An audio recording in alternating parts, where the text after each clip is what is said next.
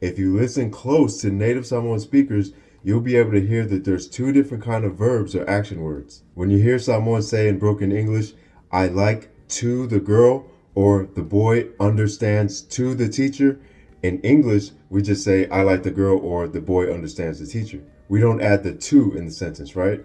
But in Samoan, the to is added because I can like the girl all day, but technically my like doesn't change the girl at all. So I'm sending my like to her. Just like the boy can understand what the teacher's saying, but his understanding is not changing the teacher one way or another. So the boy sends his understanding to the teacher. So in both cases, the action is going to a location. The location of the like, my like, is going to the girl.